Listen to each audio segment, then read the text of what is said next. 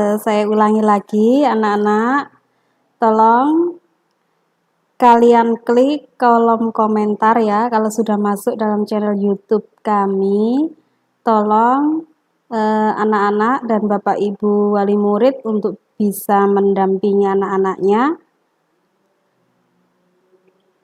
Klik kolom komentar dan tulis nama siswa serta kelasnya. Hal ini untuk mengetahui bahwa kalian sudah mengikuti kegiatan Ramadan secara online ya, dalam jaringan daring.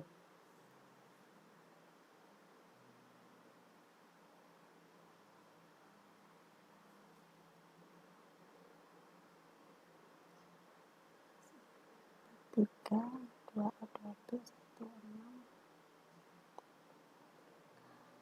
kelas 5.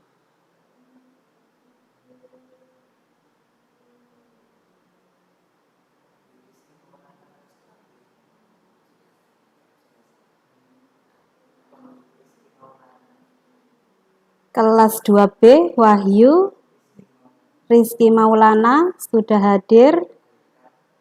Haikal kelas 6 sudah hadir. Asifa kelas 2B sudah hadir. Terima kasih anak-anak, Bapak Ibu semuanya yang sudah hadir mengikuti kegiatan Ramadan. Untuk anak-anakku yang belum mengikuti dan belum mengeklik tulis nama di kolom komentar, silakan segera untuk menulis nama dan kelasnya. Jihan kelas 6, terima kasih nak.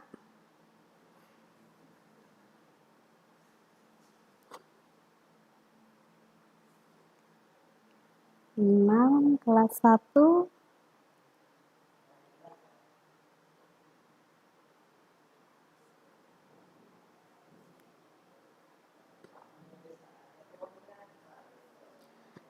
Kelas 5, silahkan kelas 5.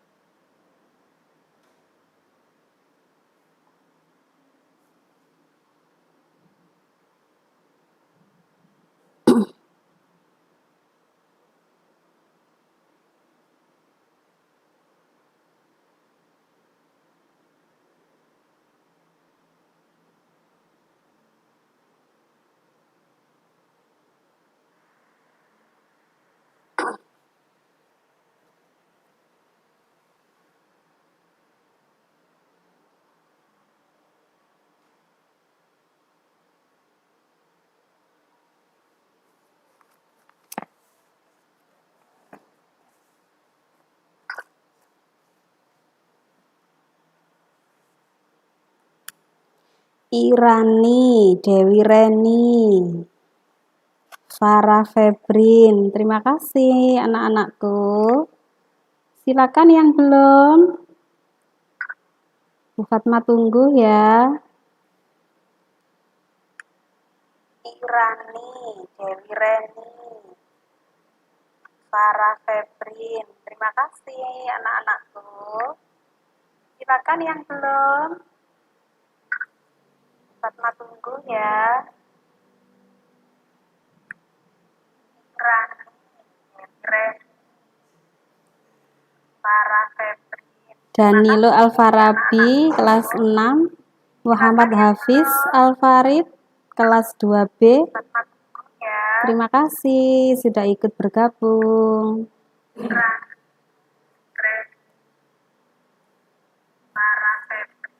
Danilo Alfarabi kelas 6. Muhammad Hafiz Alfarid kelas 2B. Terima kasih sudah ikut bergabung. Kurota Ayun, Kevin Jibril, kelas 6. Muhammad Hafiz Alfarid kelas 2B. Terima kasih sudah ikut bergabung. Kurota Ayu,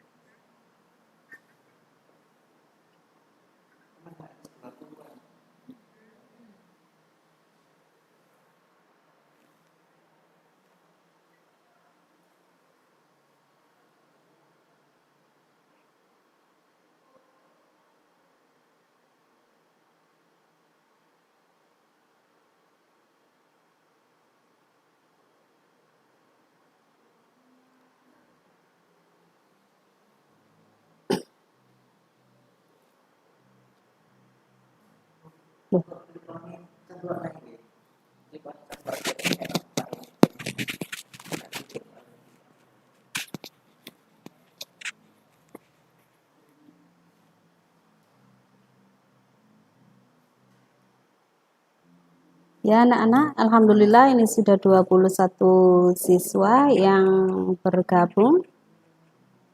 Putri Alicia, Naura yang baru bergabung. Terima kasih.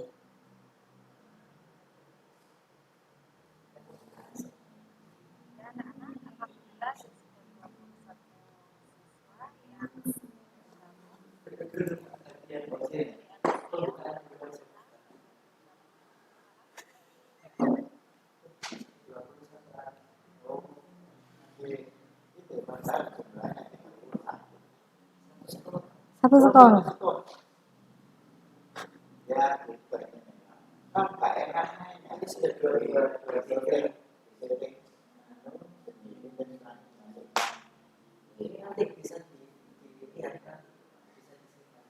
Bisa tersimpan di YouTube ya. Jika nanti anak-anak belum bisa gabung saat ini, anak-anak nanti bisa gabung di lain waktu dan bisa dibuka di jam selanjutnya juga bisa dibuka asalkan link tidak hilang ya. Jangan dihapus link yang sudah ada, yang sudah saya kirim di grup PAI.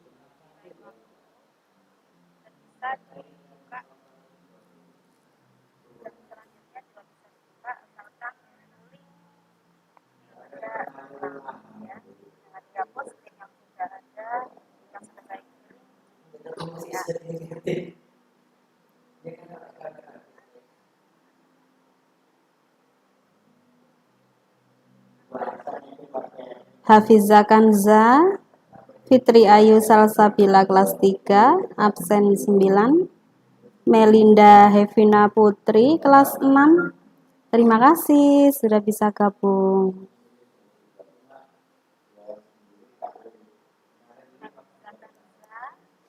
Fitri Ayu Salsabila kelas 3, absen 9. Melinda Hevina Putri kelas 6.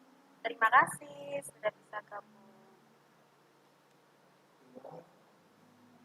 Sudah dimulai. Fitri Ayu Salsabila kelas 3, Melinda Hevina Putri kelas 6. Terima kasih.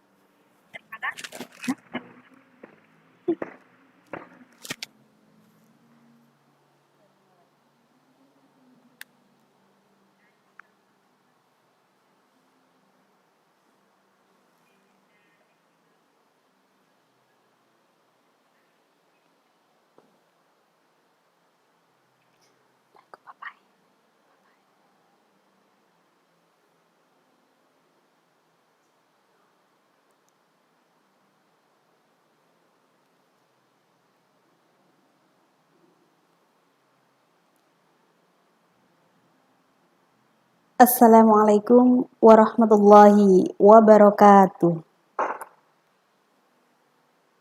Hamdan wa syukran laka ya Allah, salatan wa salaman daimaini ya habiballah. Qala Qur'anil Karim, a'udzu billahi minasyaitonir rajim. Bismillahirrahmanirrahim. Ya ayyuhalladzina amanu kutiba alaikumus syiyamu kama kutiba alal ladzina min qablikum la'allakum tattaqun. Al-ayah. Al-Quran Surat Al-Baqarah ayat 183. Kepada yang terhormat Bapak Kepala Sekolah SDN Kalanganyar, kepada yang terhormat para Dewan Guru beserta staf SDN Kalanganyar, serta para wali murid dan anak-anakku sekalian SDN Kalanganyar yang senantiasa kami banggakan. Pertama-tama marilah kita panjatkan puja dan puji syukur kita kehadirat Allah Subhanahu wa taala yang telah memberikan kita hidayah, tauhid dan inayahnya kepada kita semua sehingga kita dapat melaksanakan kegiatan Ramadan di SDN Kalanganyar pada tahun 2021 ini dalam keadaan sehat walafiat.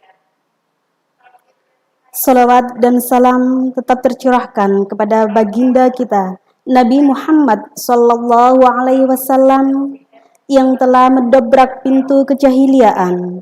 Beliaulah Nabi Revolusioner Akbar, Nabi pamungkas yang kita nanti-nantikan syafaatnya ila yaumil qiyamah. Anak-anakku sekalian yang berbahagia, di sini karena waktu sudah siang, maka akan kami laksanakan secara langsung, yaitu virtual, untuk kegiatan pesantren Ramadan atau kegiatan Ramadan yang diselenggarakan di SDN Kalanganyar ini. Oleh sebab itu, anak-anak, marilah kita simak untuk sambutan dari Bapak Kepala Sekolah kita, yakni Bapak Umar Hadi SPD. Kepada beliau kami haturkan.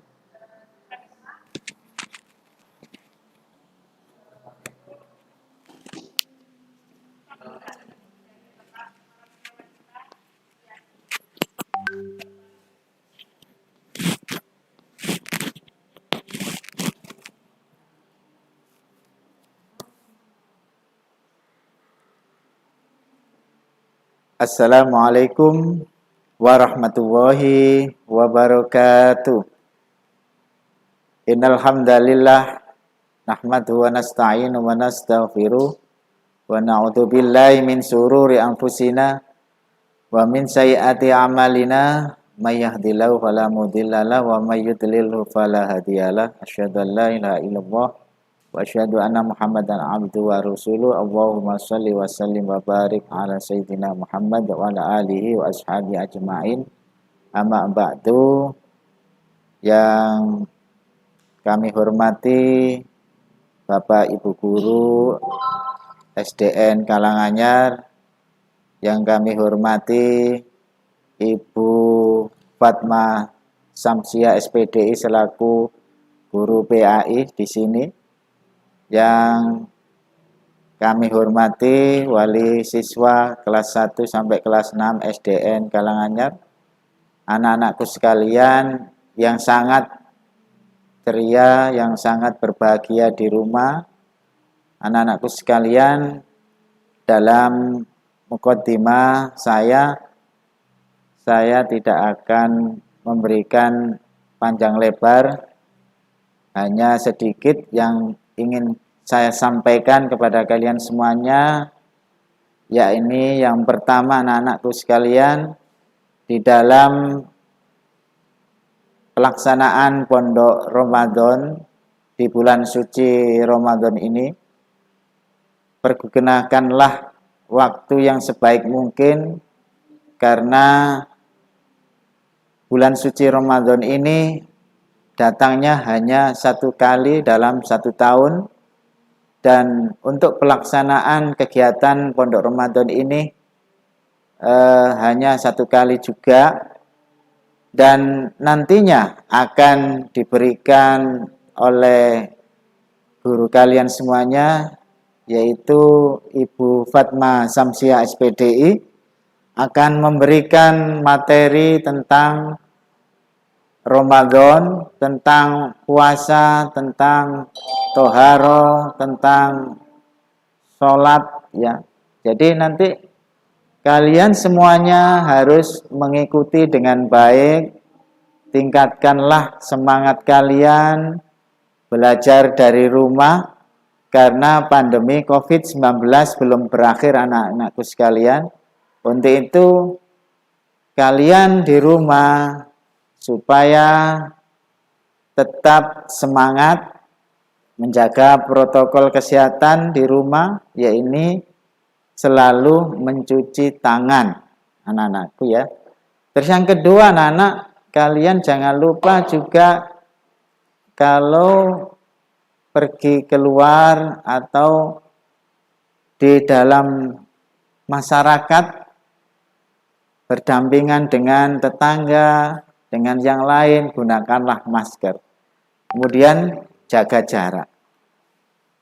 Maka saya sebagai kepala sekolah SDN Karanganyar tak lupa juga mengingatkan kalian semuanya, berdoalah dan kita berdoa bersama-sama, mudah-mudahan pandemi COVID-19 ini berakhir sehingga nanti kita ke depannya di bulan Juli ini nanti kita akan belajar di sekolah, pembelajaran tatap muka bisa dimulai.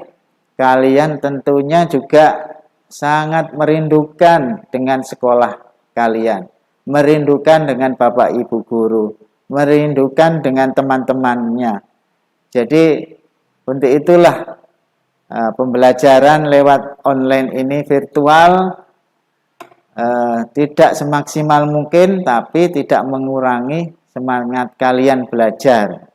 Nah, untuk itu kalian harus selalu memanfaatkannya ya. Karena dengan virtual ini mungkin kalian asalnya sebelumnya tidak tahu mengetahui sejauh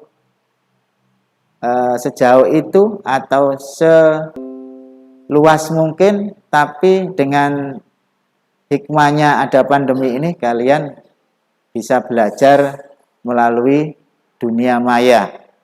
Nah, anak-anakku sekalian, yang paling penting Ramadan, jadikanlah bulan suci ini menanam kebaikan, beramal soleh, yaitu berbuat baik dengan sesama. Artinya berbuat baik dengan teman kita, dengan orang tua kita, dengan masyarakat, dengan Bapak Ibu guru. Lah, dengan begitulah kalian akan mendapatkan pahala yang sebanyak mungkin. Di samping itu kalian jangan lupa di rumah selalu sholat 5 waktu, mengikuti sholat sunnah, taraweh dan witirnya, dan lain sebagainya.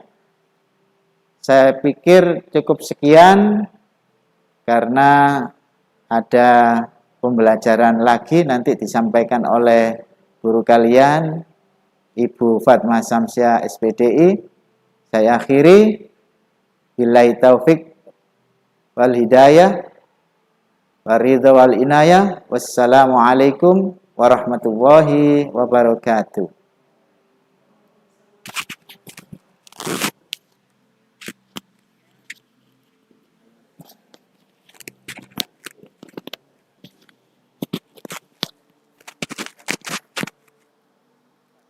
Ya, Waalaikumsalam warahmatullahi wabarakatuh. Terima kasih saya sampaikan.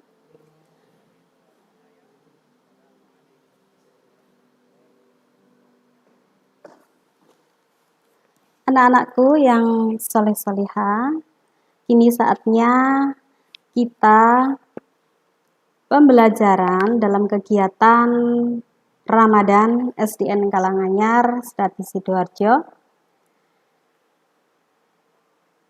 Kita mulai langsung saja ya.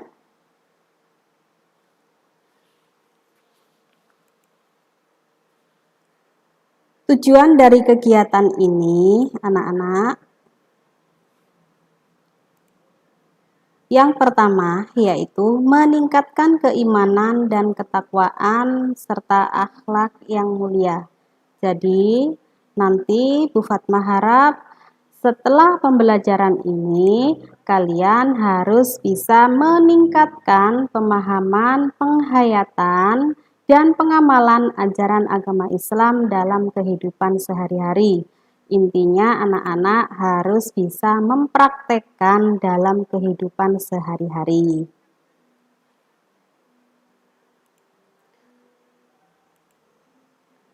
Materi yang pertama yaitu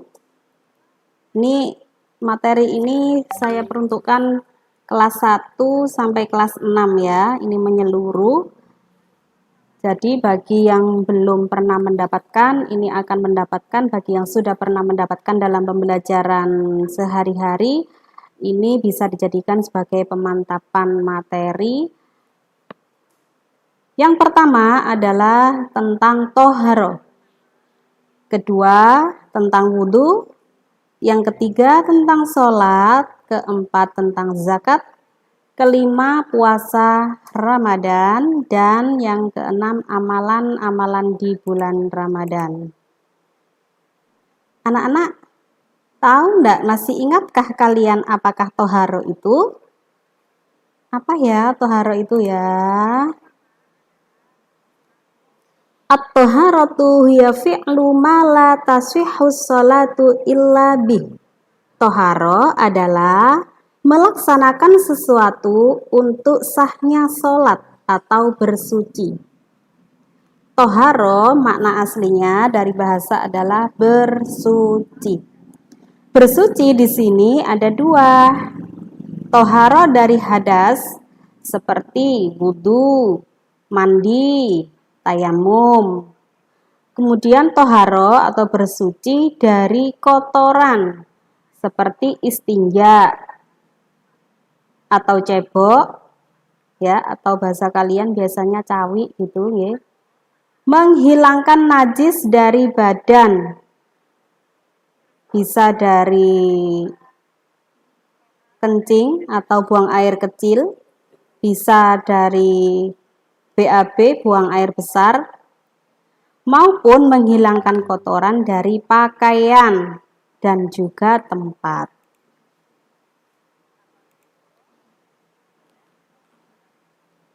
Apa saja sih sesuatu yang bisa digunakan untuk bersuci itu? Yang pertama, air, batu, tisu, daun, juga debu. Untuk air, macam-macam air dibagi menjadi 3 macam. Yang pertama, air suci dan bisa mensucikan. Yang kedua, air suci yang tidak bisa mensucikan. Dan kategori yang ketiga adalah air yang terkena najis.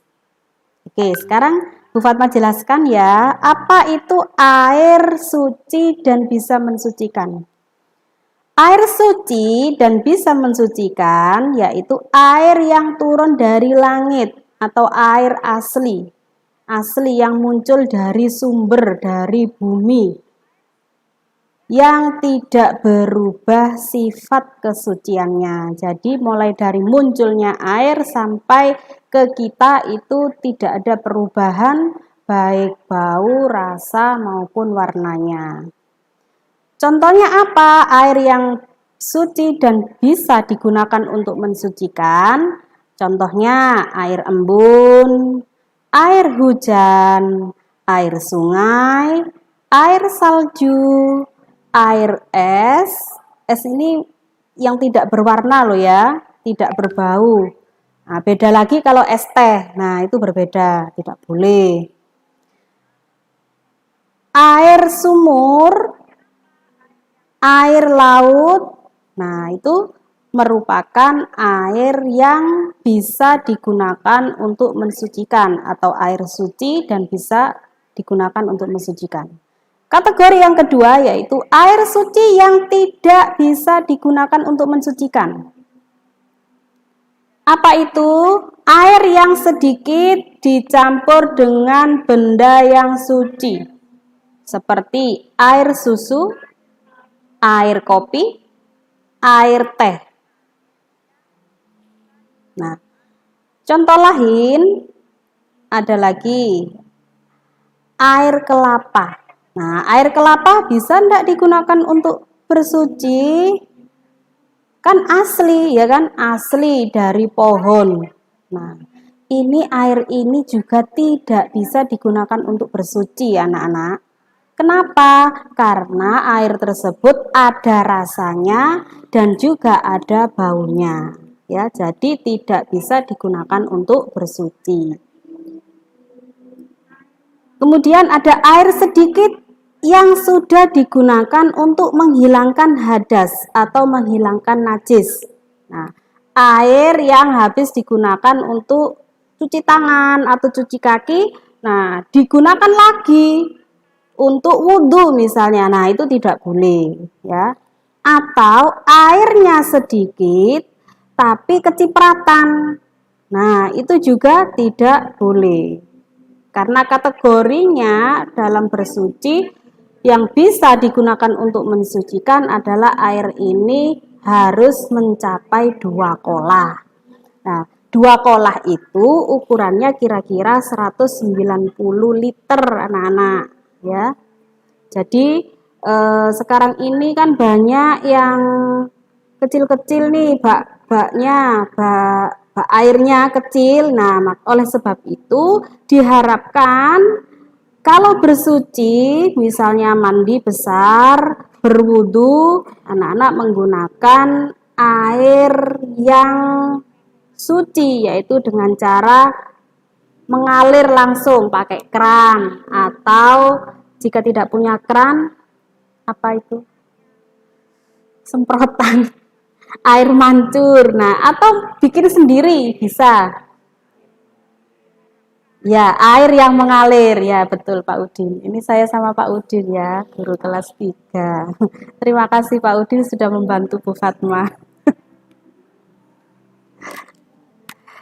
Ya, anak-anak, jadi kalau kalian, Bu, ternyata di rumah bak mandinya itu kecil, tidak apa-apa. Tidak usah sedih, kalian bisa menggunakan barang bekas, misalnya timba atau bekas cat. Nah, bekas cat yang 5 kilo itu ya. Nah, itu bisa digunakan, dibersihkan, kemudian dibolongi. Apa dia dibolongi itu ya? Dilubangi anak-anak. Nah, dilubangi kemudian digunakan untuk berwudu. Jadi, air tersebut tidak tercampur dengan sesuatu yang lain karena airnya mengalir. Seperti itu. Tidak kecipratan ya, bahasa Jawanya itu tidak kecipratan hasilnya wudu. Kalau kecipratan dari hasil wudu kita itu menjadi air mustakmal. Air mustakmal itu air yang suci tapi tidak bisa digunakan untuk mensucikan. Seperti itu. Kemudian ada air yang keluar dari buah-buahan yang diperas seperti air kelapa tadi ya. Selain air kelapa apa ya dari buah-buahan itu ya? Apa yang biasanya dibeli di wali-wali itu loh? Legen, nah betul. Air legen itu juga tidak bisa ya anak-anak ya. Nah, kategori macam-macam air yang selanjutnya adalah air yang terkena najis. Nah, ini sudah pasti tidak bisa digunakan untuk bersuci. Air yang terkena najis dibagi menjadi 2, air yang terkena benda najis yang bisa merubah sifatnya baik sedikit maupun banyak. Kemudian air sedikit yang kena najis meski sifatnya tidak berubah. Nah, ini pun juga tidak bisa digunakan untuk bersuci. Oke, selanjutnya anak-anak harus tahu najis itu apa sih? Nah, ini macam-macamnya. Najis itu sesuatu yang harus disucikan ya, sesuatu yang kotor. Yang mana jika badan kita atau tempat kita terkena najis di saat kita melaksanakan ibadah sholat, misalnya, nah itu tidak bisa menjadi sah sholatnya jika terkena najis. Nah, jadi anak-anak harus berhati-hati dan anak-anak harus tahu macam-macamnya najis itu apa saja. Nah, yang pertama, ini ada 3 ya. Ini anak-anak kelas 1 sudah pernah tahu ini ya, apalagi kelas 6.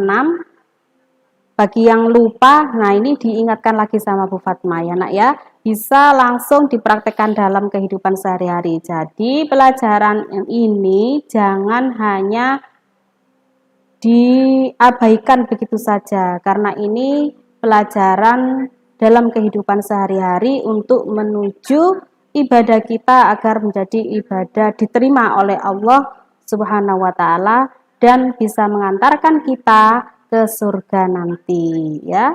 Itu anak-anak ya. Macam-macam najis, yang pertama najis mukhaffafa, yang kedua adalah najis mutawasito, yang ketiga najis mughalladh. Najis mukhaffafa adalah najis ringan, najis mutawasito najis sedang, sedangkan najis mughalladh adalah najis berat. Najis mukhaffafa apa sih itu? Najis mukhaffafa, najis ringan, contohnya air kencing anak bayi laki-laki yang belum makan apa-apa kecuali air susu ibu. Apakah anak bayi perempuan pun demikian? Tidak. Ya. Ini najis mukhaffafa itu tergolong anak bayi laki-laki saja yang bayi tersebut belum makan apa-apa, hanya ASI saja, air susu ibu saja. Itu termasuk najis mukhaffafa. Adapun caranya untuk mensucikan najis mukhaffafa ini yaitu dengan cara cukup menyiramkan air suci ke benda yang kena najis sampai basah bendanya. Nah, cuman dipercikkan saja juga bisa ya. Nah, itu sudah suci, sudah dianggap suci. Tapi beda lagi kalau bayinya itu bayi perempuan. Kenapa seperti itu?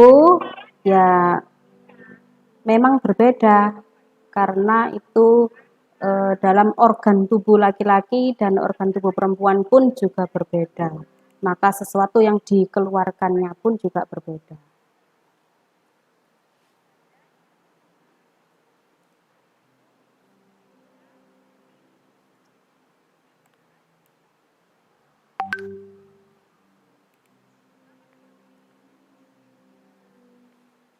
Sebentar anak-anak ya. Nah, ini tadi Bu Fatma terlewat ini.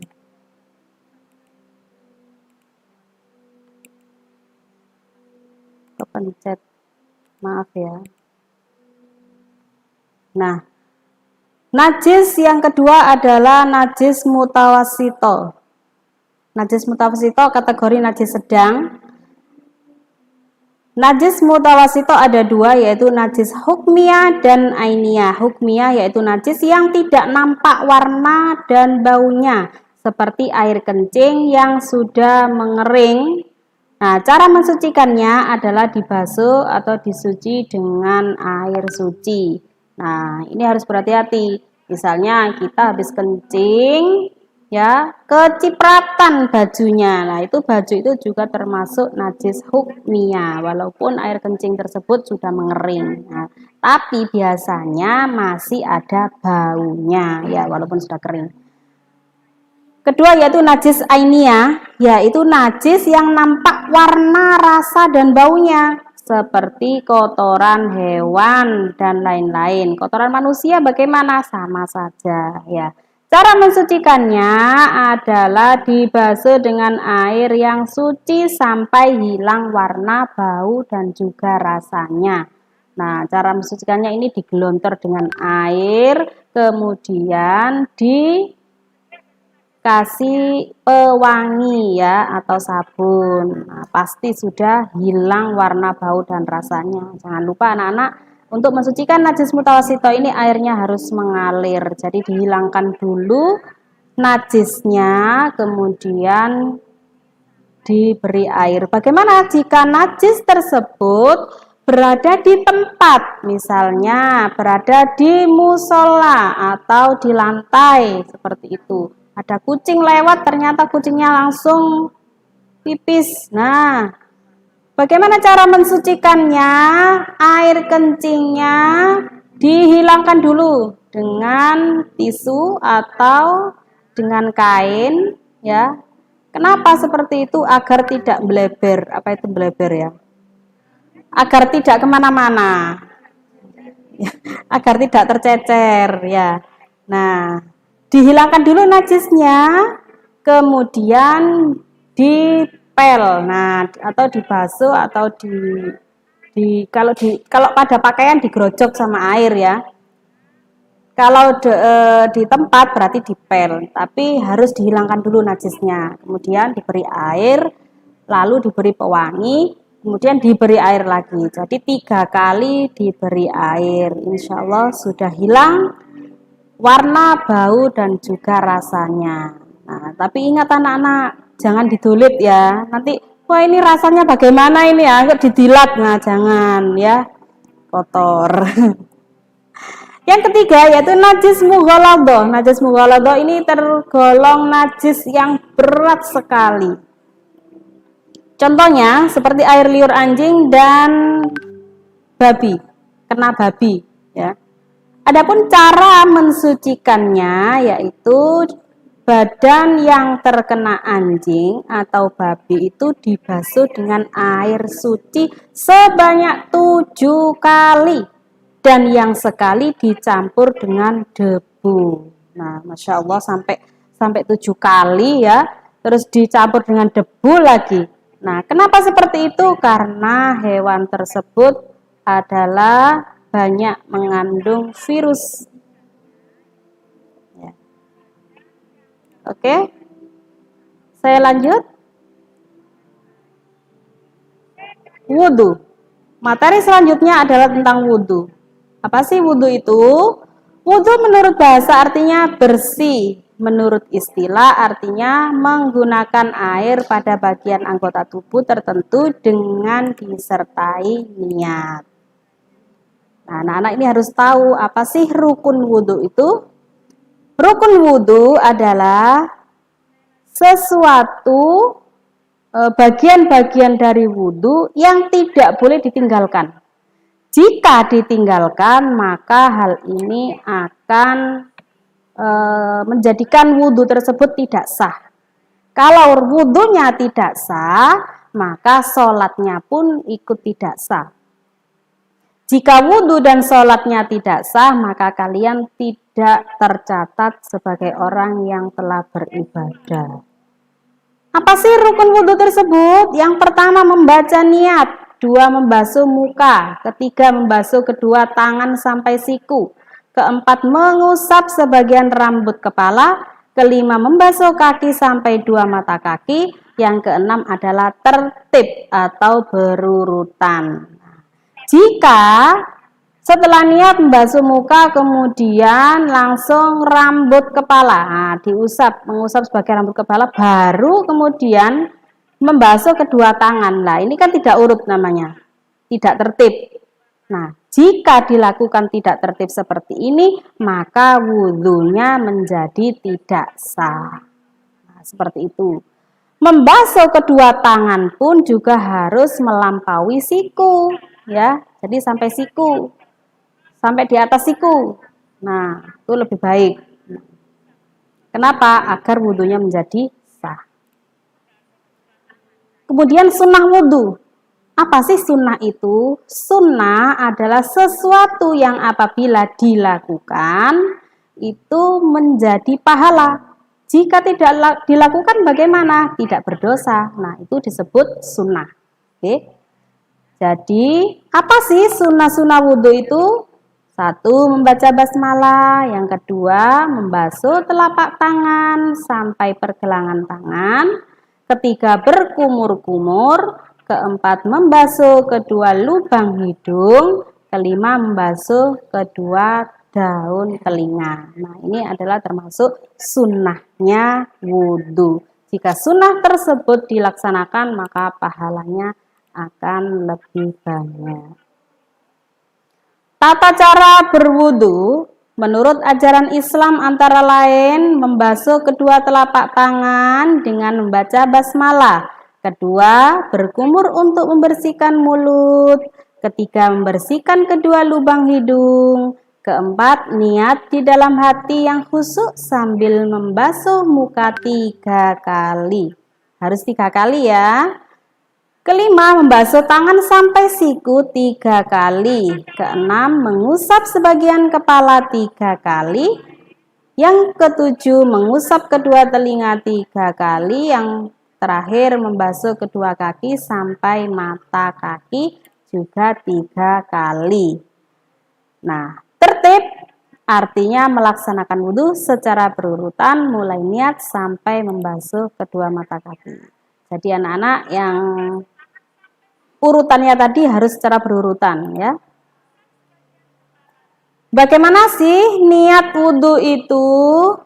Nawaitul wudhu'a li raf'il hadatsil asghari fardhan lillahi ta'ala. Nah, kemudian hal-hal yang membatalkan wudhu itu apa saja? Wudhu itu dapat batal jika mengalami hal-hal yang membatalkannya. Nah, apa saja? Yang pertama, buang air kecil atau besar. Kedua, tidur hingga tidak sadar lagi. Nah, keturun. Kesuwen oleh ngenteni imame. Nah, sampai ketiduran. Nah, padahal tadi sudah wudhu. Bu, saya sudah wudhu. Iya, tapi keturun. Nah, keturun sampai gailing. Nah, ini harus mengulang lagi wudhunya. Ya. Sudah wudhu tapi kebelet tipis. Nah, ini juga wudhu lagi. Nah, walaupun sudah cawi, walaupun sudah cebok ya, tetap mengulang wudhunya. Yang ketiga yaitu keluar angin atau kentut. Keempat, hilang akal karena gila atau pingsan. Kelima, menyentuh kemaluan dengan telapak tangan bagian dalam. Keenam, bersentuhan kulit antara laki-laki dan perempuan yang bukan muhrimnya. Contohnya dengan temannya antara laki-laki dengan perempuan, ini tidak boleh. Jika tersentuh bagaimana? Harus berwudu lagi. Bagaimana doa sesudah wudu? Asyhadu an la ilaha illallah wahdahu la syarikalah wa asyhadu anna Muhammadan abduhu wa rasuluh. Allahumma ja'alni minat tawwabina waj'alni minal mutatahhirin waj'alni min ibadikas sholihin. Nah, anak-anak, itulah doa sesudah wudu. Anak-anak, materi ini nanti bisa kalian buka lagi ya, terutama kelas 6 yang belum mengikuti ujian praktek. Oke anak-anak, itulah tadi pembelajaran tentang wudhu. Anak-anak masih ingatkah kalian tentang tepuk wudhu? Nah, kita tepuk wudhu dulu ya. Oke, anak-anak di rumah juga mengikuti tepuk wudhu ya. Sama Pak Udin juga ya, ikut ya Pak Udin ya. Ini Bu Fatma ini apa harus berdiri ini ya? Biar kelihatan semua ya. Oke anak-anak, saya buka dulu semuanya biar kalian bisa tahu bagaimana sih tepuk wudhu itu. Loh.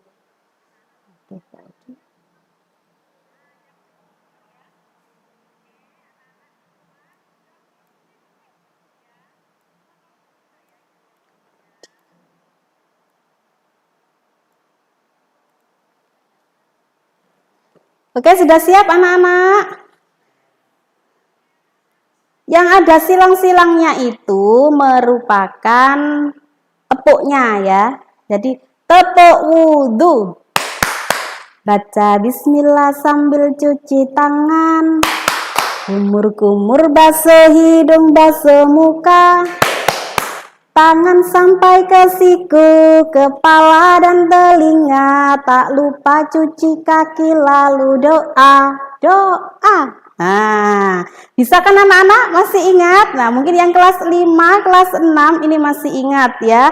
Untuk anak-anak yang kelas 1 silakan diprakteknya juga ya. Nah, kita praktek lagi ya, sekali lagi. Coba anak-anak yang di rumah juga berdiri ya, biar kalian bisa mempraktekannya dengan baik. Oke, kita mulai bersama-sama. Tepuk wudhu. Baca bismillah sambil cuci tangan. Kumur-kumur basuh hidung, basuh muka. Tangan sampai ke siku, kepala dan telinga, tak lupa cuci kaki lalu doa, doa. Nah, oke anak-anak, terima kasih. Nah, ini untuk menghilangkan kejenuhan kita dan anak-anak biar cepat hafal bagaimana sih urut-urutan dari wudhu tersebut ya.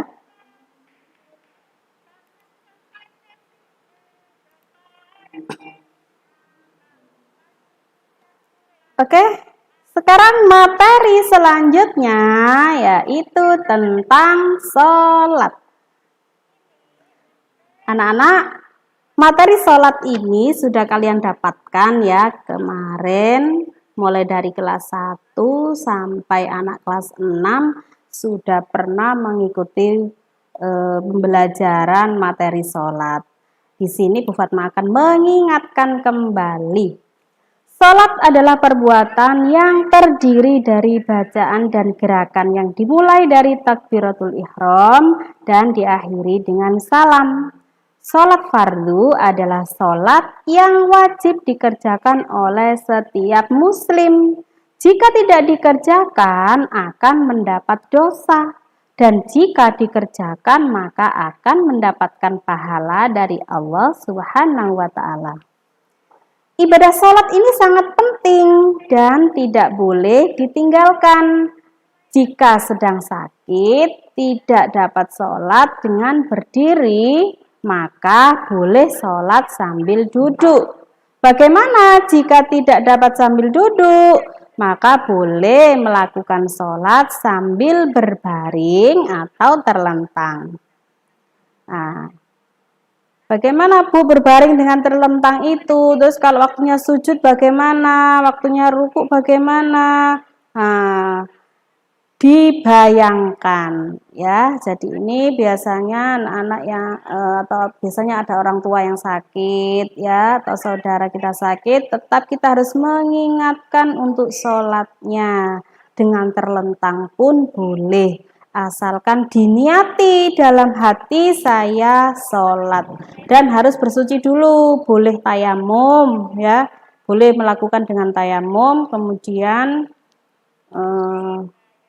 melaksanakan sholat secara berbaring ya, dengan terlentang boleh jika memang tidak memungkinkan untuk duduk. Bagaimana dengan rukuknya, sujudnya? Ya dibayangkan saja, tidak usah karena kan tidak bisa duduk, makanya dengan membayangkan dan bacaan-bacaannya itu pun dalam hati juga boleh. Sholat fardu ada 5 waktu yang dikerjakan dalam sehari semalam. Sholat apa saja kak itu? Subuh, sholat duhur, sholat asar, sholat maghrib, sholat isya. Nah, setiap sholat fardu memiliki batasan-batasan waktu.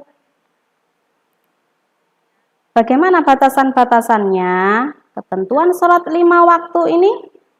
Nah, sholat subuh waktunya semenjak fajar sampai terbitnya matahari. Sholat subuh jumlah rakaatnya ada 2. Fajar itu apa sih? Tahu enggak anak-anak apa itu fajar?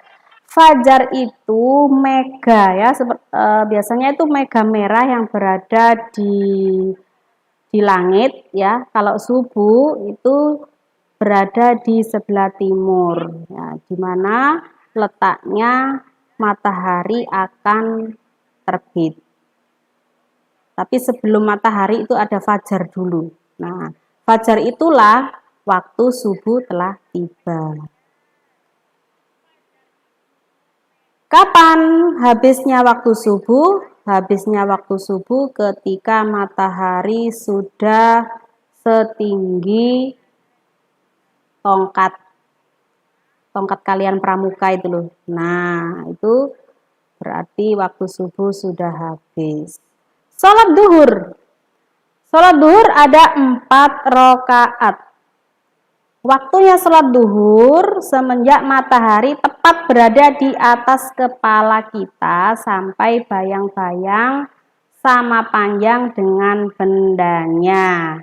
Nah, itu waktu subuh. Waktu subuh ini biasanya, waktu zuhur ya. Waktu zuhur ini biasanya kalian sekolah ya, karena ini sudah 1 tahun kalian tidak ke sekolah. Ya, jadi kalau waktu zuhur itu bisa kalian di halaman rumah misalnya, kalau misalnya lampu mati tidak ada yang adzan ya. Nah, bisa kalian berdiri, kira-kira ini sudah zuhur apa belum ya. Nah, kira-kira anak-anak jam 12-an ya. Waktu zuhur itu jam 12 siang.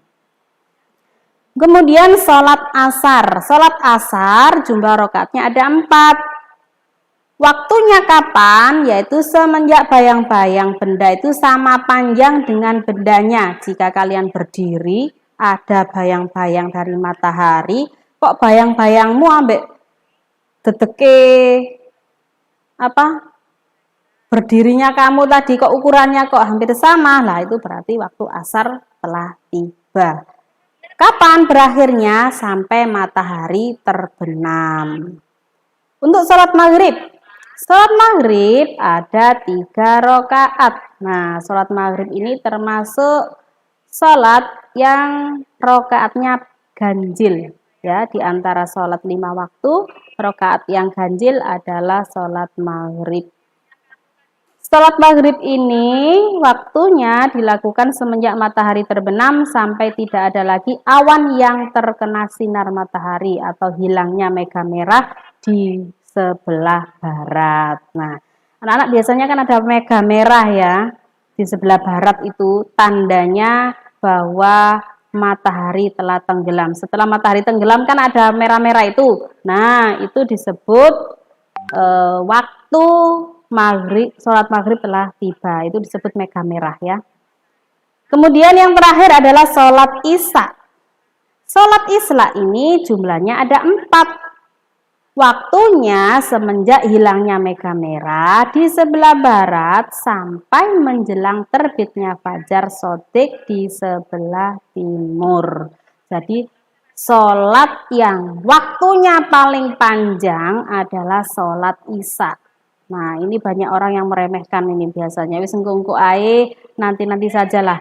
Nah, sholatnya ternyata sampai subuh dilala kok ya keturun. Nah, ini harus hati-hati ya. Ini waktunya memang panjang sekali ya. Waktu yang paling panjang adalah sholat isya, yaitu semenjak hilangnya mega merah sampai terbitnya fajar shodiq. Nah, terbit fajar shodiq ini adalah waktu subuh. Oke anak-anak, untuk menghafal, ini bagi anak kelas 1 ya, ini biasanya suka ini kelas 1 ini. Kalau kelas-kelas yang lain ini mungkin sudah bisa. Menghafal sambil bernyanyi. Nah, kita praktekkan bersama-sama ya. Sholat 5 waktu. Nah, lagunya bagaimana? Nah, ini kayaknya Bu Fatma ini sudah pernah memberikan ini ya nak ya.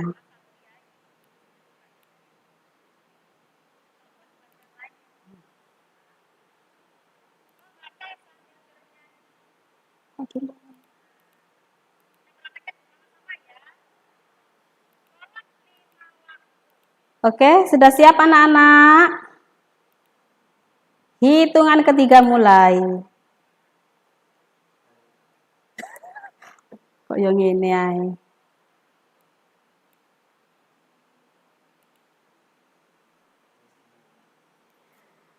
Tak lupa tugasku setiap hari, sembahyang wajibku yang 5 kali, subuh, duhur, asar, maghrib, dan isya.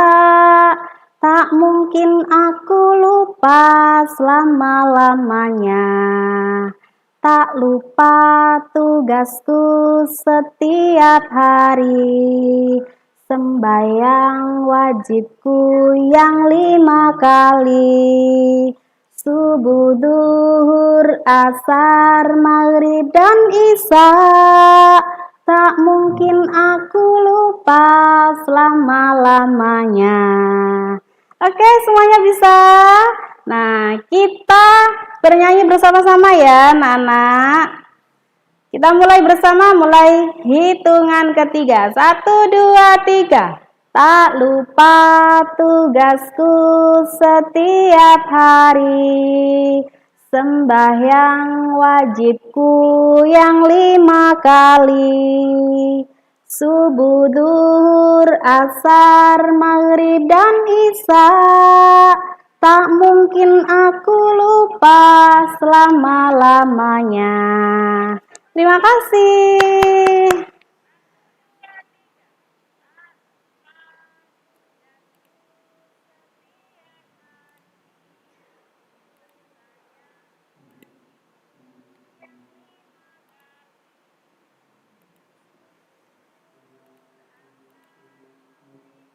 Oke, sudah hafal semua anak-anak?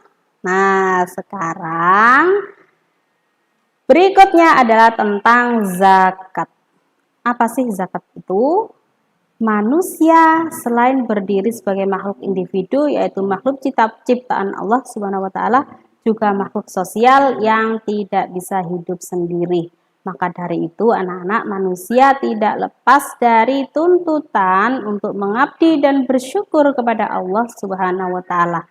Salah satu cara untuk bersyukur adalah dengan mengeluarkan zakat. Nah, zakat ini tahukah anak-anak, zakat itu termasuk rukun Islam yang keberapa ya? Masih ingat enggak?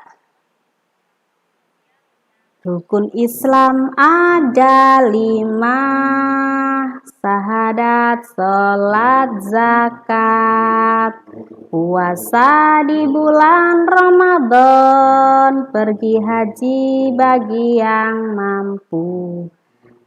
Siapa yang tidak sholat, hai!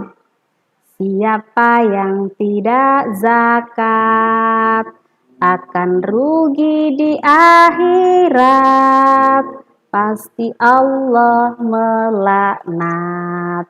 Nah, anak-anak, zakat itu wajib dilakukan ya. Apa sih zakat itu? Zakat menurut bahasa artinya bersih atau suci. Sedangkan menurut istilah fikih, zakat artinya kadar harta tertentu yang diberikan pada yang berhak menerima zakat sesuai dengan syarat-syarat tertentu yang telah ditentukan oleh Allah. Bagaimana dalil tentang zakat? A'udzubillahi minasyaitonirrajim. Bismillahirrahmanirrahim. Wa aqimus sholata wa atuz zakah. Terdapat pada Al-Quran surat An-Nisa ayat 77. Dirikanlah sholat dan bayarlah zakat hartamu. Sabda Rasulullah Shallallahu Alaihi Wasallam, Nabiul Islam ala khamsin, syahadatu an la ilaha illallah wa anna Muhammadar Rasulullah wa iqamis shalah wa ita'iz zakah wa hajjil baiti wa shaum Ramadan. Al-Mutafaqquh ilaih. Islam ditegakkan atas 5 dasar. Bersaksi bahwa tiada Tuhan yang berhak disembah selain Allah dan bahwa Nabi Muhammad adalah utusan Allah.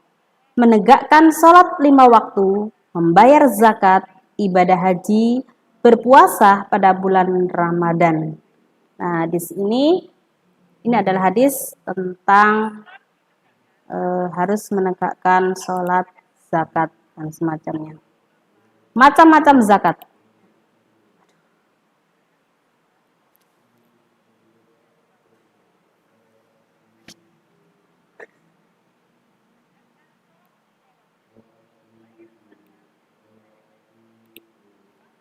Wah, ini kok kecil sekali ini ya. Ini mohon maaf ini kalau tidak bisa dilihat ya. Ini tadi lupa, belum diedit.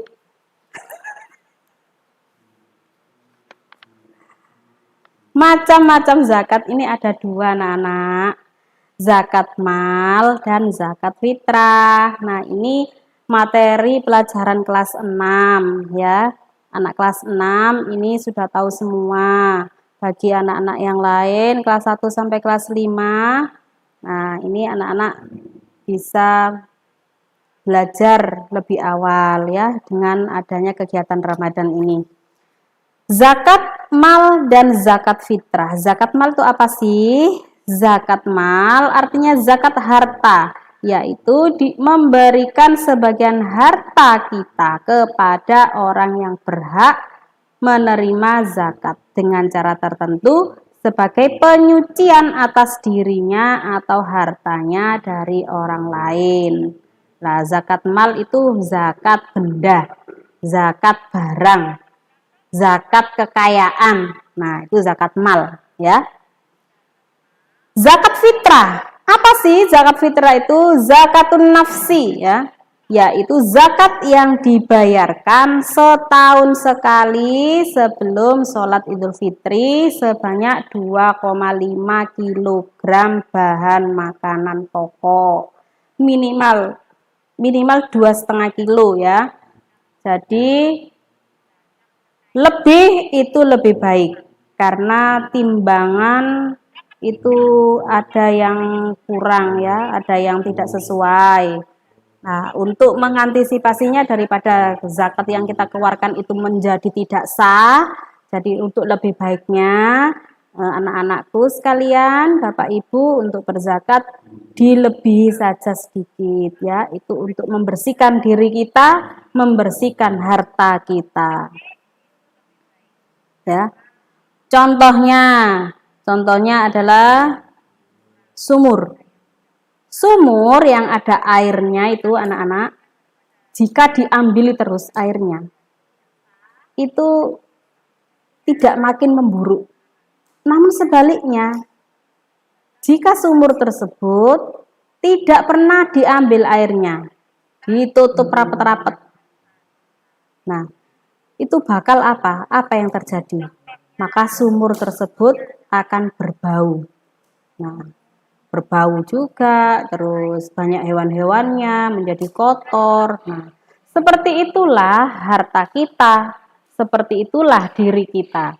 Jika sebagian dari harta kita tidak kita salurkan, tidak kita berikan kepada orang lain yang membutuhkan, maka itu bisa membuat diri kita menjadi kotor, harta kita menjadi kotor, tidak baik. Nah, biasanya itu ada saja ya, ada saja yang sesuatu yang dapat menghalanginya.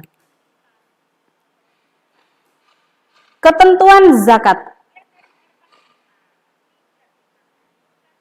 Ketentuan zakat fitrah, yang pertama syarat wajib bagi orang yang membayar zakat fitrah adalah harus Islam, laki-laki, perempuan, dewasa maupun anak-anak.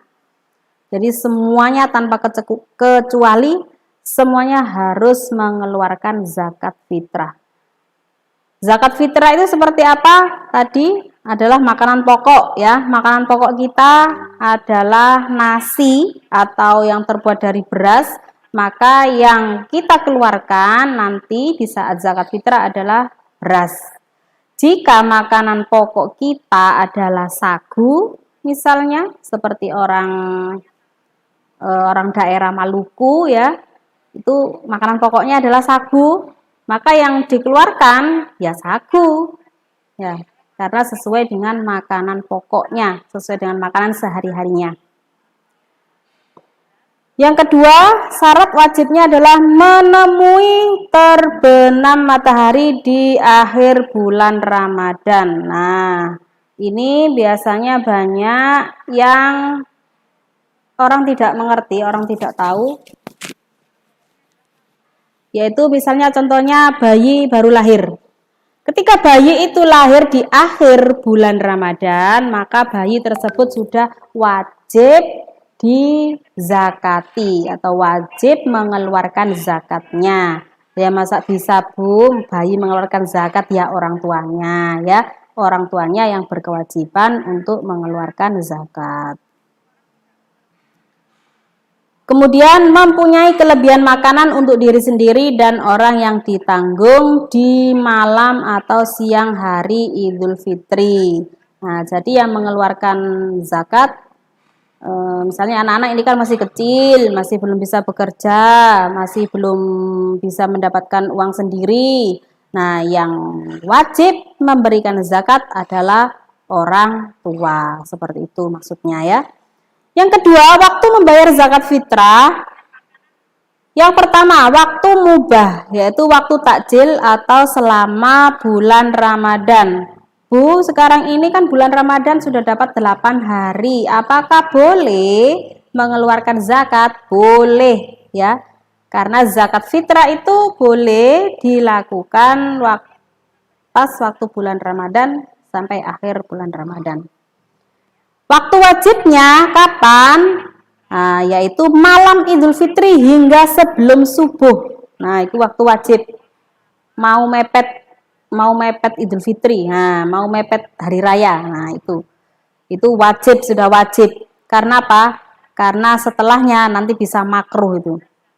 Waktu afdol atau utamanya yaitu setelah sholat subuh sebelum sholat Idul Fitri. Ingat, sebelum sholat Idul Fitri. Waktu makruh yaitu setelah sholat Idul Fitri sampai sebelum matahari terbenam. Nah, ini anak-anak diusahakan Bapak Ibu semuanya untuk mengeluarkan zakat, jangan mepet-mepet ya. Dikhawatirkan nanti malah kepepet, malah lupa ya. Nah, itu jangan sampai etok-etok lupa. Nah, itu karena itu sudah menjadi kewajiban kita semua untuk membersihkan diri kita. Kemudian golongan penerima zakat atau mustahik zakat. Terdapat pada Al-Quran surat At-Taubah ayat 60. A'udzu billahi minasyaitonir rajim. Bismillahirrahmanirrahim. Innamas shadaqatu lil fuqara'i wal masakini wal 'amilina 'alaiha wal muwallafati qulubuhum wa fir riqabi wal gharimina wa fi sabilillahi wa ibnis sabili wa fariidatan minallah wallahu alimun hakim. Ini ada 8 golongan ya yang terdapat dalam surat At-Taubah ayat 60. Apa sih mustahik itu? Mustahik adalah orang yang wajib menerima zakat. Kemudian orang yang membayar zakat disebut apa? Disebut muzakki.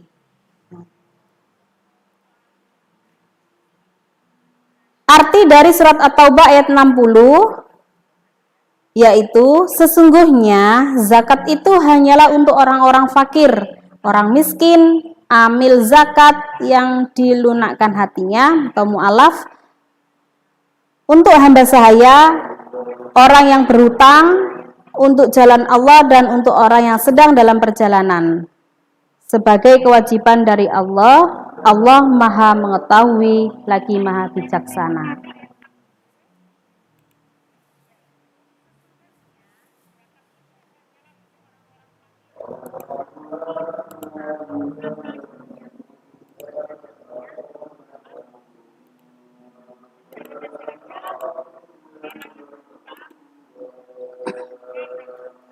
Mustahik dan hikmah berzakat. fakir, miskin, amil, mu'allaf, riqab, ghorim, sabilillah, ibnu sabil, semuanya itu ada 8 golongan. Itu adalah golongan orang yang wajib menerima zakat. Fakir, apa sih bedanya fakir dan miskin? Kalau fakir tidak punya harta, tidak punya pekerjaan yang cukup untuk memenuhi kebutuhannya. Sedangkan miskin itu punya harta, dia juga punya usaha, namun dia itu belum bisa mencukupi semua kebutuhan keluarga atau masih kurang untuk makan. Itu kadang makan kadang tidak. Nah, untuk makan itu masih hutang-hutang. Nah, itu termasuk golongan orang yang miskin. Amil adalah orang yang mengurus zakat dan tidak memperoleh upah. Ini biasanya yang narik-narik itu loh, yang mengumpulkan zakat. Nah, ayo dikumpulkan di masjid. Nah, itu petugas-petugasnya itu adalah disebut sebagai amil. Yang keempat, mu'alaf adalah orang yang baru masuk Islam, yaitu orang yang ada kepentingan dengan dakwah Islam. Nah, itu juga wajib diberi zakat. Riqab adalah hamba sahaya yang dijanjikan akan dimerdekakan bila dapat menebusnya. Nah, ini zaman dulu ya, zaman Rasulullah dulu. Ghorim, orang yang terlibat hutang untuk perjuangan agama, kemudian ia bangkrut. Nah, ini boleh. Tapi kalau utang sendiri untuk berfoya-foya, nah ini tidak boleh. Sabilillah adalah golongan orang yang berjuang di jalan Allah. Kemudian ibnu sabil adalah mufassir yang kehabisan bekal. Mufassir ini orang yang rumahnya jauh. Biasanya mufassir ini adalah orang-orang yang menuntut ilmu, yang mana jauh dari rumah. Ya, jauh dari rumah itu bisa disebutkan di luar negara, antar negara. Nah, jauh dari rumah yang mana untuk memberikannya itu kan susah. Nah, jadi orang yang seperti ini juga bisa disebut sebagai ibnu sabil. Orang yang kehabisan bekal ketika dalam perjalanan. Tapi perjalanannya ini harus perjalanan yang baik ya. Untuk hikmah membayar zakat. Apa sih hikmahnya? Bagi muzaki. Siapa sih muzaki itu? Muzaki adalah orang yang diberikan zakat tadi. Mendapat pahala, menghilangkan sifat batil, bakhil. Muzaki itu orang yang memberikan zakat nih. Dan sombong. Nah, jadi orang itu waya. Nah, ini bisa hilang kesombongannya. Nah, bisa juga menghilangkan kebakhilan. Apa sih bakhil itu? Bakhil itu pelit. Ya, Islam tidak memperbolehkan bakhil. Yang kedua, bagi mustahik. Mustahik adalah orang yang menerima zakat tercukupi sebagian kebutuhan, hilangkan sifat dengki dan tidak bisa bersyukur. Nah, dengan adanya seperti ini maka semua orang pasti akan bisa mensyukuri apa yang Allah berikan. Itu nikmat-nikmat yang Allah berikan. Yang ketiga yaitu bagi keduanya terciptanya ukhuwah Islamiyah. Jadi semakin rukun ya antara si kaya dengan si miskin. Oke anak-anak, kita laksanakan tepuk anak soleh dulu ya, biar tidak jenuh.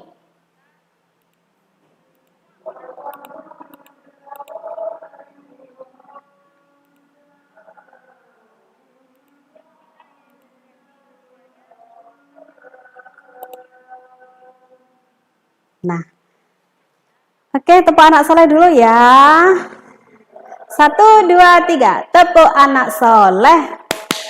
Aku anak soleh, rajin sholat, rajin ngaji, orang tua dihormati, cinta Islam sampai mati, la ilaha illallah Muhammadur Rasulullah.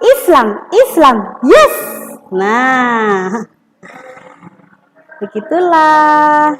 Sekarang tentang puasa Ramadan. Nah, Nana gak usah khawatir ya, ini sudah mau selesai kok. Apa sih pengertian dan dasar hukum dari puasa Ramadan itu? Pengertian puasa atau as-saum menurut bahasa adalah menahan. Sedangkan menurut istilah adalah menahan diri dari makan dan minum serta hal-hal yang membatalkan puasa sejak terbitnya fajar shadiq sampai terbenamnya matahari yang disertai dengan niat dan syarat rukun tertentu. Adapun ketentuan awal dan akhir puasa Ramadan dilaksanakan menurut kesepakatan para ulama. Ada dua metode, yaitu yang pertama metode ru'yatul hilal, yang kedua metode hisab hakiki. Ada juga yang menentukannya itu salah satu. Nah, itu menurut keyakinannya masing-masing, boleh ya. Metode ru'yatul hilal itu apa? Yaitu melihat secara langsung terjadinya awal bulan Ramadan yang ditandai dengan terlihatnya hilal secara nyata. Kemudian metode hisab hakiki yaitu menentukan awal dan akhir bulan Ramadan dengan menggunakan perhitungan ilmu falak atau astronomi. Bagaimana jika hal ini dilakukan salah satu saja? Boleh ya. Dasar hukum rukun Islam yang keempat adalah puasa di bulan Ramadan. Nah, hari ini siapa yang tidak puasa? Ayo. Anak-anak, Bu Fatma berharap kalian semuanya berpuasa ya, walaupun kalian tuh masih kecil ya, belum berkewajiban untuk berpuasa bagi anak kelas 1, tapi kalian berkewajiban untuk belajar puasa. Nah, berkewajiban belajar puasa. Jadi, untuk Bapak Ibu semuanya, saya harap bisa memberikan motivasi, support kepada anak-anak bahwa puasa itu adalah wajib untuk kita lakukan. Bagaimana Bu, kalau tidak kuat, untuk anak kelas 1 boleh berpuasa sampai waktu zuhur. Ya. Waktu zuhur berbuka, kemudian dilanjutkan lagi puasa lagi. Nah, nanti asar buka lagi, nggak apa-apa, minum es Bu, ngelak panas-panas, ya boleh. Tapi nanti puasanya harus dilanjutkan lagi, tidak boleh makan di luar, apalagi ngiming-ngimingi saudaranya yang besar, diming-iming jajan, diming-iming es, tidak boleh ya, itu malah dosa ya nak ya. Jadi kalian harus menghormati orang yang berpuasa. Caranya, jika kalian tidak berpuasa, maka tidak boleh makan di depan orang yang sedang berpuasa. Hukum dasar dari puasa ini ada dalam surat Al-Baqarah ayat 183. A'udzu billahi minasyaitonir rajim. Bismillahirrahmanirrahim. Ya ayyuhalladzina amanu kutiba alaikumus syiyamu kama kutiba alal ladzina min qablikum la'allakum tattaqun. Al-ayat. Yang artinya, wahai orang-orang yang beriman, diwajibkan atas kamu berpuasa sebagaimana diwajibkan atas orang-orang sebelum kamu agar kamu bertakwa. Nah, kemudian macam-macam puasa itu apa saja sih? Ada puasa wajib, ada puasa sunnah, dan juga ada puasa makruh. Puasa wajib yaitu puasa yang harus dikerjakan, apabila tidak dikerjakan maka berdosa. Yang termasuk puasa wajib yakni puasa sekarang ini, yaitu puasa Ramadan. Puasa nadar. Puasa nadar itu yang disebut nadar adalah janji ya. Misalnya contoh, Besok kalau nilaiku bagus atau kalau saya ranking 1, saya nadar akan puasa 3 hari. Nah, itu adalah puasa nadar, puasa janji pada dirinya sendiri. Nah, ternyata besoknya juara 1 atau naik kelas ya, sesuai dengan yang dijanjikan, maka janji puasa tersebut harus wajib dilaksanakan ya, karena sudah berjanji. Nadar itu namanya. Dan puasa kafarot. Kafarot adalah denda. Yang kedua, puasa sunnah yaitu puasa yang apabila dikerjakan akan mendapat pahala dan apabila ditinggalkan tidak mendapat dosa. Misalnya puasa Senin Kemis, puasa hari Senin dan hari Kamis. Puasa Asyura, puasa 6 hari di bulan Syawal. Nah, setelah hari raya itu ya, besoknya itu puasa Syawal selama 6 hari, itu termasuk sunnah ya. Puasa Arafah dan puasa Nabi Daud. Anak-anak tahu puasa Nabi Daud? Puasa Nabi Daud itu puasa hari ini puasa, besok tidak. Terus puasa lagi, tidak lagi. Hari Senin puasa misalnya, Selasa tidak. Rabu puasa, Kamis tidak. Nah, Jumat puasa, Sabtu tidak. Minggu puasa, Senin tidak. Terus gitu. Terus itu namanya puasanya Nabi Daud dan itu disunnahkan. Puasa makruh yaitu puasa yang sebaiknya tidak dikerjakan. Misalnya puasa terus-menerus sepanjang tahun, namun tetapi tetap berbuka setiap harinya. Nah, ini puasa makruh ya. Makruh itu lebih baik tidak dikerjakan. Syarat rukun puasa. Ada syarat wajib, ada syarat sah. Syarat wajib itu syarat di mana orang tersebut diwajibkan untuk berpuasa. Orang yang wajib berpuasa itu yang seperti apa? Orang yang beragama Islam, berakal sehat, balik itu sudah cukup usia ya. Bagi yang perempuan sudah mengalami menstruasi atau haid. Bagi laki-laki yang sudah mimpi basah, cirinya adalah suaranya sudah berubah jadi agak besar. Terus badannya kemudian biasanya tumbuh rambut itu ya di ketiak. Nah, itu ciri-ciri anak yang balik. Nah, syarat sahnya puasa Islam mumayyiz itu sudah cukup usia, suci dari haid dan nifas, dan dalam waktu yang diperbolehkan. Untuk rukun puasa, apa sih rukun puasa itu? Rukun puasa ini ada 2. Dan jika 2 ini tidak dilaksanakan atau melaksanakan hanya 1 saja, maka puasanya tidak sah. Jadi yang disebut rukun itu wajib dilaksanakan. Jika tidak dilaksanakan, maka sesuatu tersebut menjadi tidak sah. Kalau tidak sah, berarti dianggap tidak melakukan. Nah, seperti itu. Rukun puasa ada 2. Yang pertama adalah niat. Kedua, menahan diri dari hal-hal yang membatalkan puasa. Nah, mulai dari terbit fajar sampai dengan terbenamnya matahari. Nah, ini niat puasa bagaimana? Nawaitu shauma ghadin an ada'i fardhi syahri ramadhana hadis sanati fardholillahi ta'ala. Jika ada lagunya ya anak-anak biar hafal. Anak-anak sudah hafal semua belum? Nah, kalau belum hafal, dibuat sholawatan ini biasanya sama orang-orang biar anak kecil-kecil itu bisa cepat hafal. Nawaitu shaumadin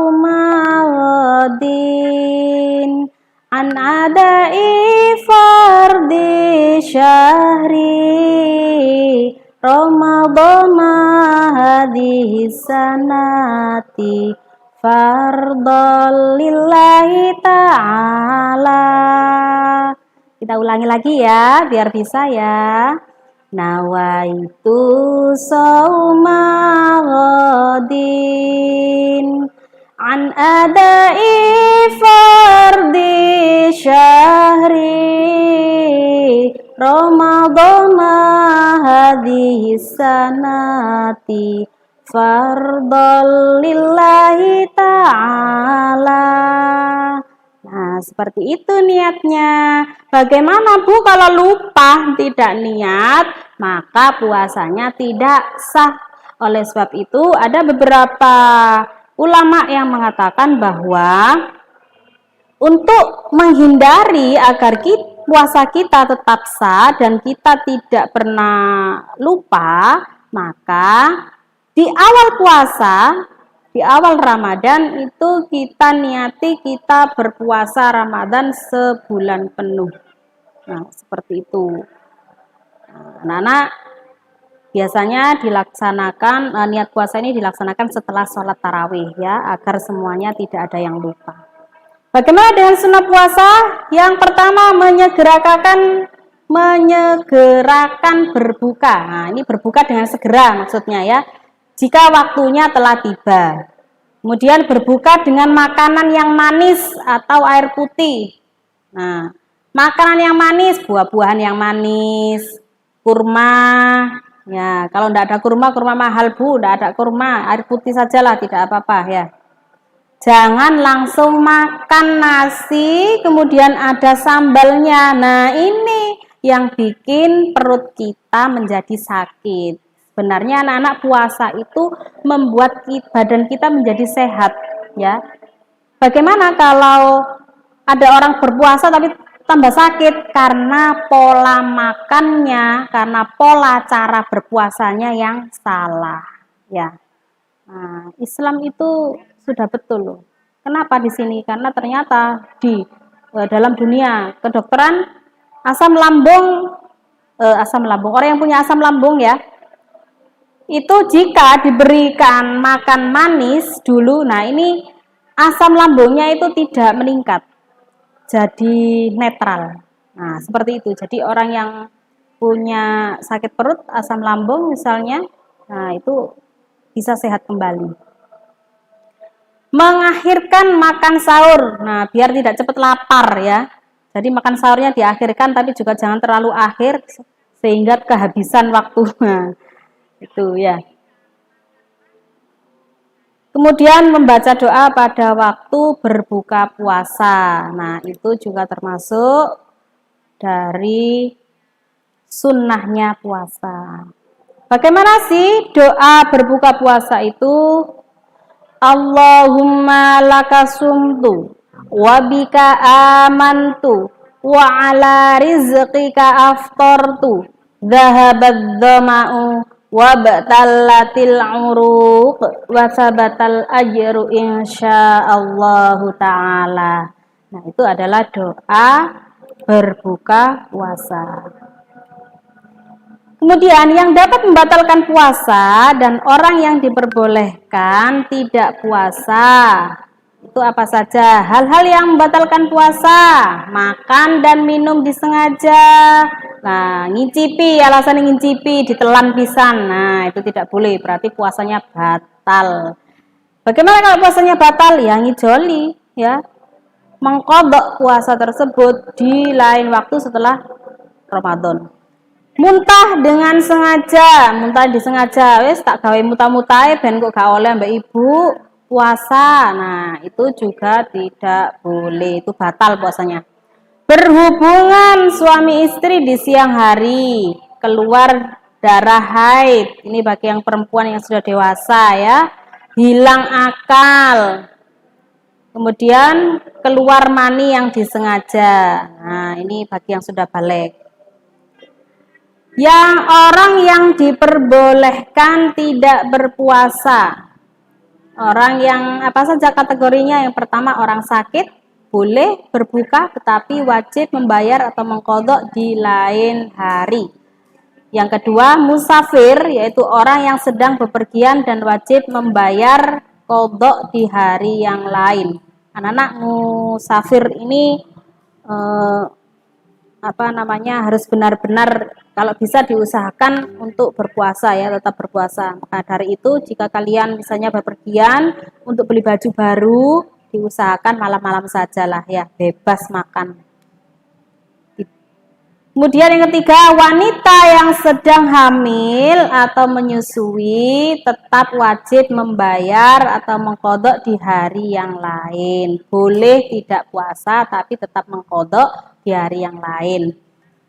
Keempat, orang yang sudah sangat tua dan berat untuk berpuasa, maka boleh tidak menjalankan puasa. Sebagai gantinya dia harus membayar fidyah atau sedekah. Nah, karena apa? Karena beliau ini karena sudah tua, sudah tidak bisa lagi mengganti puasanya di lain waktu, karena memang setiap harinya memang tidak bisa berpuasa karena sakit parah misalnya. Nah, ini apa gantinya? Yaitu membayar fidyah. Fidyah itu apa? Fidyah adalah sedekah kepada orang fakir miskin. Besarnya fidyah itu kira-kira 60 orang fakir miskin ya, yang dibayarkan setiap harinya. Porsinya bagaimana? Memberi makannya, porsinya setiap satu orangnya itu bisa dimakan dalam waktu 1 hari, pagi dan siang. Seperti itu. Apa sih hikmah dari puasa? Nah, hikmah atau manfaatnya puasa, 1, tanda terima kasih kepada Allah atas nikmat yang telah dilimpahkan kepada kita semua. Yang kedua, menanamkan kepercayaan seorang yang telah sanggup menahan diri dan makan serta minum dari harta milik sendiri yang halal karena mengingat perintah Allah. Ketiga, mendidik perasaan belas kasihan terhadap fakir miskin, melatih disiplin waktu, disiplin terhadap peraturan, menjaga kesehatan jasmani dan rohani, serta menghaluskan budi pekerti dan akhlak mulia. Apa sih amalan-amalan di bulan Ramadan itu? Contohnya misalnya sholat sunnah tarawih, sholat sunnah witir dan tahajud, tadarus Al-Quran dan iktikaf. Tahu enggak iktikaf itu apa? Nah, nanti ya.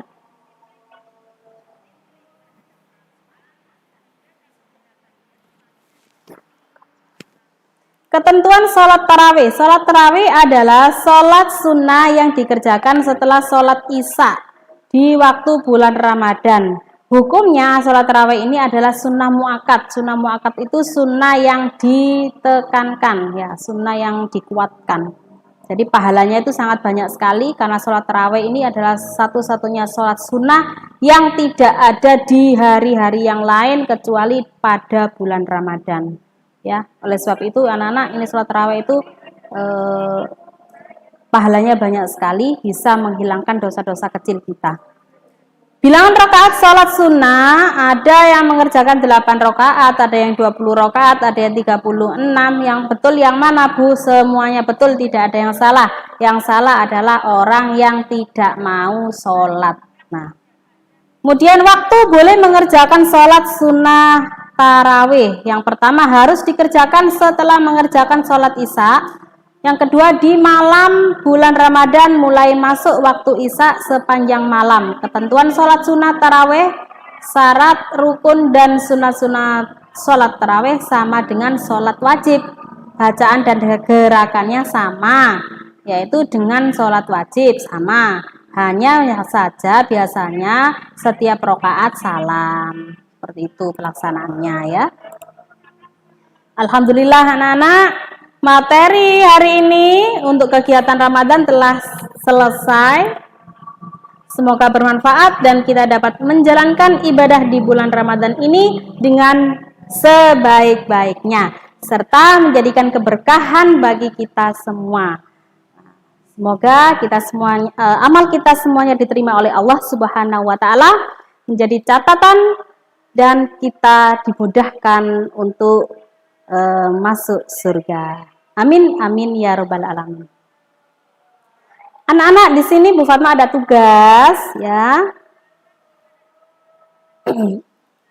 Bisa dilihat, berlaku untuk semua kelas.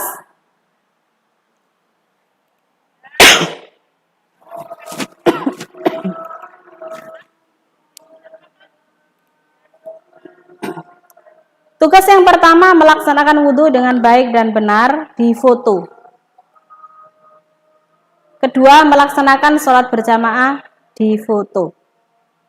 Ketiga, melaksanakan tadarus Al-Quran, difoto juga.